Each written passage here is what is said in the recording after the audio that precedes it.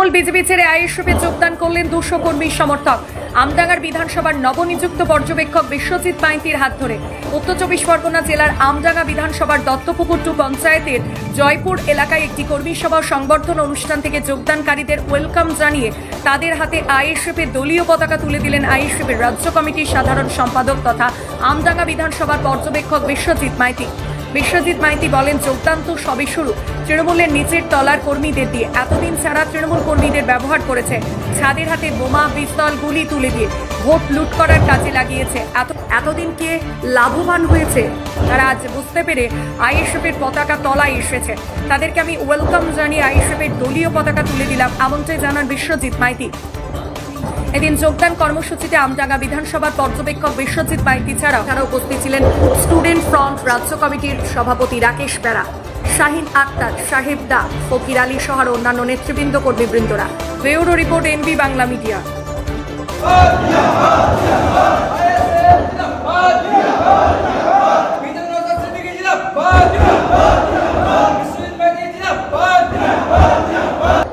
তৃণমূল ও বিজেপি ছেড়ে আইএসএফে যোগদান করলো আপনার হাত ধরে 200 কর্মী সমর্থক, কি বলবেন? সবে এটা শুরু হয়েছে।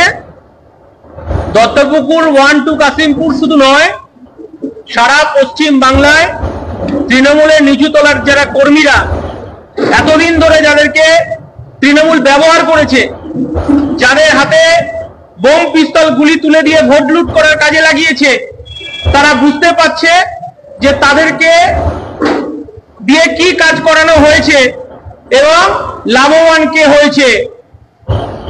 আজকে যে তৃণমূল কংগ্রেস কর্মীরা বা অন্যান্য রাজনৈতিক দলের কর্মীরা যে তিমিরে ছিল সেই তিমিরেই আছে।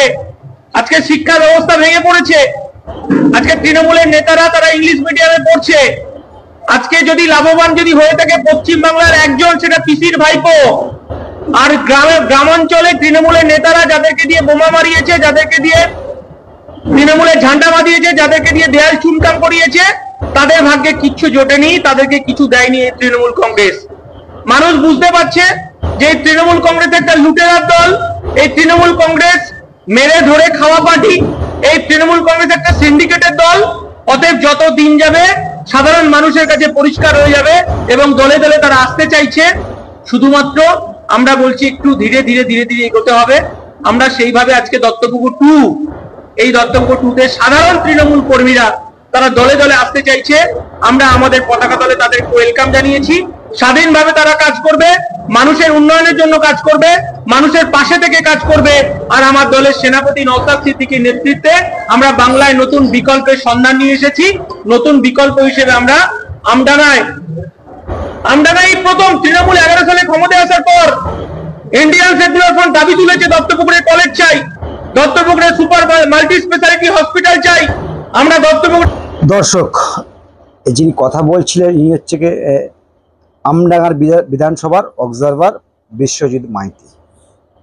তো তৃণমূল বিজেপি ছেড়ে কয়েকশো কর্মী আইএসএফে যোগ দিলেন। দর্শক দেখুন, এই মুহূর্তে সব থেকে বড় খবর, তৃণমূল বিজেপি ছেড়ে কয়েকশো কর্মী আইএসএফে অর্থাৎ ভাইজানের দলে যোগ দিলেন। একেবারে সংখ্যালঘু এলাকা, ওই আমডাঙ্গা বিধানসভা দত্তপুকুর বলে একটা এলাকায়, সেখানে 200-র অধিক কর্মী তৃণমূল বিজেপি ছেড়ে আইএসএফে যোগ দিলেন, এই ভাইজানের দলে আর কি। তো যিনি সেখানকার অবজারভার রয়েছেন বিশ্বজিৎ মাইতি, তিনি হিন্দু বর্ণের মানুষ, তিনি আইএসএফটা করে। কারণ এই জন্য তো না বর্ণ নিয়ে কথা বলছি আমরা, অনেক সময় এই আইএসএফকে দেখে দেওয়া হয়, এই আইএসএফকে দেখে দেওয়া হয় কি বলে, মুসলিমদের দল বা মুসলিমবাদী দল আইএসএফ। আর ইনি কিন্তু হিন্দু বর্ণ থেকে উঠে এসে একেবারে নেতৃত্ব দিচ্ছে।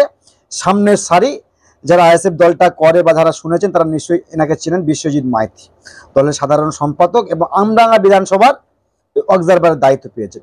এখন দায়িত্ব পাওয়ার পর কিন্তু একেবারে শয়ে শয়ে কর্মী একেবারে এই আইএসএফে ভাইজানের দলে যোগ দিচ্ছে। দর্শক কি বলবেন? তলে আমডাঙ্গা বিধানসভা তৃণমূলের যে শক্ত ঘাঁটি ছিল সেটা কিন্তু আস্তে আস্তে নরম হতে শুরু করেছে। কারণ এই আমডাঙ্গা বিধানসভাতে 2021 সালে আমরা কথা বলতাম না, যেহেতু এই আমডাঙ্গা বিধানসভাতে 2021 সালে 3 মাসের দল তারা প্রার্থী দিয়েছিলেন, সামান্য ভোটে তারা কিন্তু হেরেছিল আমডাঙ্গা বিধানসভা। প্রায় 20-25 হাজার ভোটে তারা কিন্তু তৃণমূলের কাছে পরাজয় স্বীকার করেছিলেন 2021 সালে। আর এই 2026 সালে কিন্তু বিধানসভা নির্বাচন রয়েছে, অর্থাৎ 5 বছর পরে কিন্তু তারা আবার মাটি শক্ত করছে, মজবুত করছে, জমিনটাকে মজবুত করছে।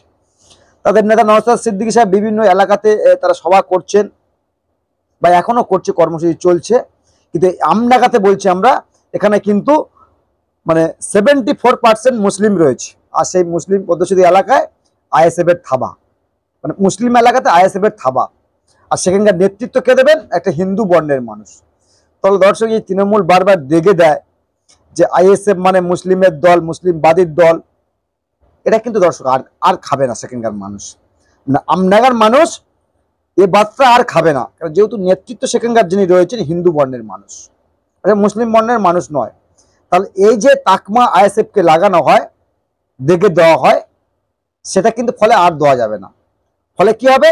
2026 সালে ওই আমডাঙ্গা বিধানসভা শাসকের কাছ থেকে মানে হারিয়ে যাবে, হারিয়ে যেতে পারে। কারণ যে পরিস্থিতি দর্শক আমরা দেখছি, একেবারে শয়ে শয়ে কর্মী একেবারে বিশ্বজিৎ মাইতির হাত ধরে একেবারে আইএসএফ ভাইজানের দলে যোগ দিয়েছে।